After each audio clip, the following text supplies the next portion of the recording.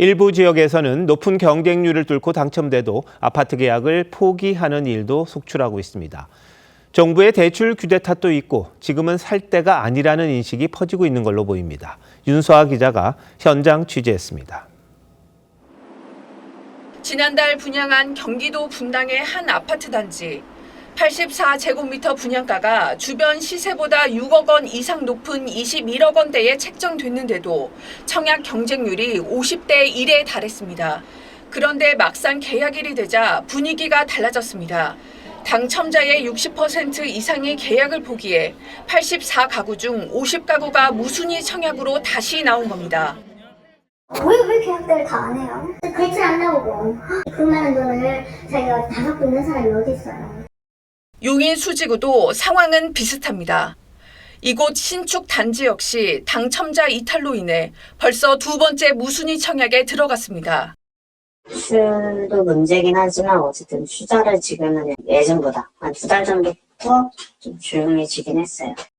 과거 같은 시세 차익을 기대하기 어려울 만큼 집값이 불안해진 데다 강화된 대출 규제로 자금 조달이 어려워지면서 청약 수요자들의 이탈이 대거 이루어졌다는 분석입니다. 여기다 정부가 집값을 잡겠다며 연일 강경책을 내놓자 입지에 비해 분양가가 높은 지역부터 옥석 가리기가 이루어지고 있는 분위기입니다. 이제 경기 규제 지역에서라도 정주 환경이 애매하거나 선호한 입지가 아닌 곳들의 경우 15억이라는 그 분양가가 허들의 역할을 할 수 있을 걸로 보여집니다. 그래서 집값 상승 기대감을 나타내는 주택 가격 전망 지수마저 3년 7개월 만에 최대폭으로 떨어졌습니다. TV조선 윤서아입니다. 이 대통령 말대로 다주택자에 대한 압박이 전월세 가격 안정으로 이어진다면 다행일 텐데요. 문제는 이미 전월세 시장이 살얼음판처럼 위태롭다는 겁니다.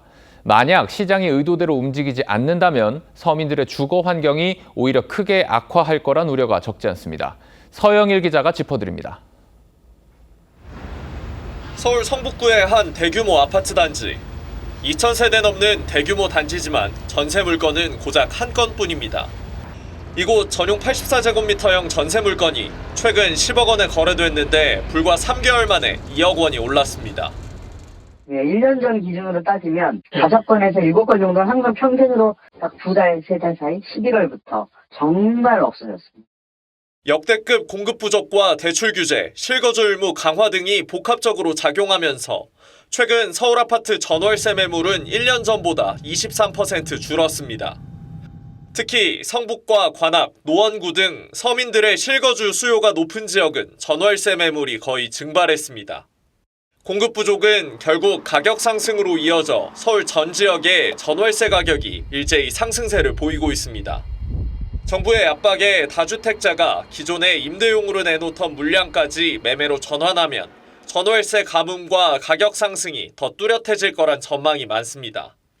전세 자금, 이사 시기 등등의 조건에 맞는 여러 가지 물건들 중에서 하나를 선택해야 되는데 선택할 수 있는 여지들이 많이 줄어들고 있다는 거죠. 본격적인 봄 이사철을 앞두고 전월세 수요가 늘어나는 시기여서 공급 부족과 맞물릴 경우 최악의 전월세 대란이 찾아올 수 있다는 우려가 나옵니다. TV조선 서영일입니다.